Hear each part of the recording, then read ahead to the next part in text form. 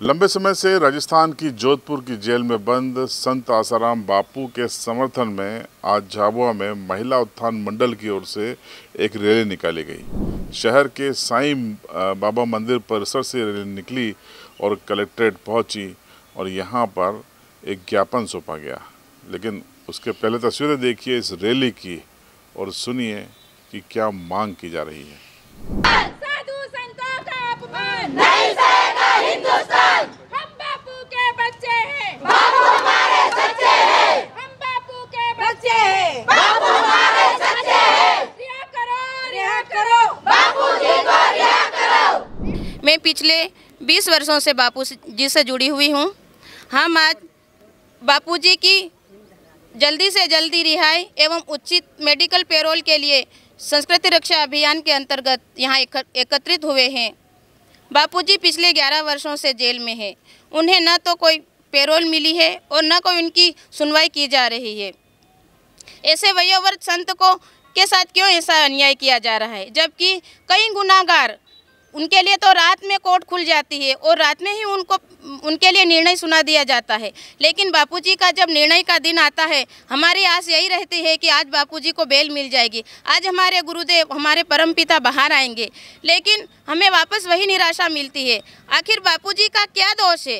अब हम आपके माध्यम से भी पूछना चाहते हैं, सभी जनता एवं महामहिमों से भी, कि आखिर बापूजी का क्या दोष है जो इतने 11 वर्षों से भी बापूजी को जेल में रखा गया है।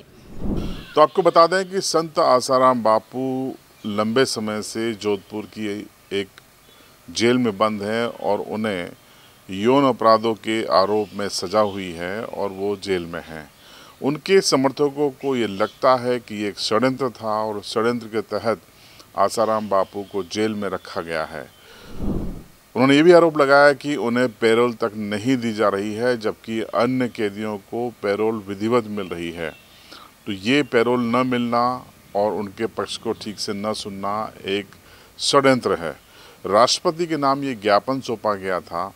कल 8 मार्च महिला दिवस है, उसके पहले एक दिन पहले महिला उत्थान मंडल की ओर से ये मांग की गई है।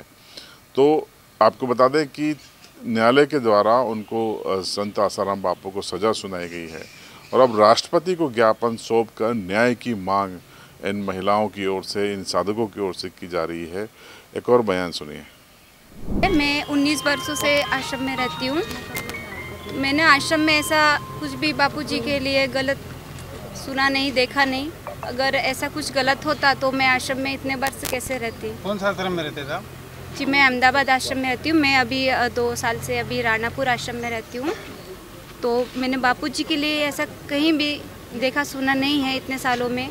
और एक लड़की ने बापूजी को गलत साबित किया, तो इतनी सारी जो देश भर में जो महिलाएं हैं, जो बहनें हैं, तो इनकी पुकार क्यों नहीं सुनी जा रही है? जो इतनी सारी बहनें हैं जो बोल रहे हैं बापूजी निर्दोष है, तो इनकी सुनवाई क्यों नहीं हो रही है? एक झूठी लड़की ने झूठा आरोप लगाया तो उनकी सुनवाई हो रही है। और हमारे इतने देश भर में इतनी महिलाएं आवाज़ लगा रही है कि बापूजी निर्दोष हैं, तो इनको क्यों नहीं सुनवाई हो रही है? तो आज जो संत आसाराम बापू के समर्थन में जिन महिलाओं ने प्रदर्शन किया वो इतनी आक्रोशित थी कि उन्होंने सभी सियासी दलों को निशाने पे लिया। उन्होंने कहा कि जिस तरीके से बापू के साथ व्यवहार हो रहा है वो ठीक नहीं है, वो न्यायपूर्ण नहीं है और अगर सियासी दलों ने इसमें ठीक ढंग से अपनी भूमिका नहीं निभाई तो वो अगले लोकसभा चुनाव में जो 2024 में आ रहे हैं, कुछ ही महीनों के बाद वोटिंग होना है, उसमें वे नोटा का इस्तेमाल करेंगी। उन्होंने कहा कि झाबुआ ज़िले में करीब 15,000 वोट हैं जो बापू के साधक हैं और बाकी पूरे देश भर में फैले हुए हैं, वो सभी नोटा का इस्तेमाल करेंगे। सुनिए ये चेतावनी।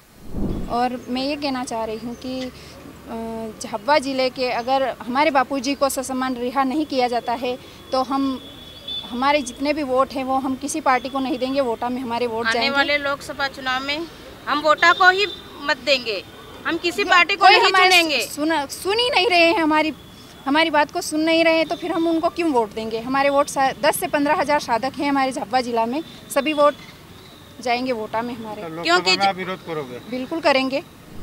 तो आपने संत आसाराम बापू के समर्थकों की ये रैली और उनकी मांग को देखा और सुना। मामला जुडिशरी का है, इसलिए हम अपना अभिमत नहीं देंगे, लेकिन आप क्या सोचते हैं कमेंट बॉक्स में ज़रूर बताएं। आग्रह सिर्फ यही है कि आपके कमेंट्स नियमों के विरुद्ध न हो, वैधानिक जो दिशा निर्देश हैं उसका उल्लंघन करते हुए ना हो।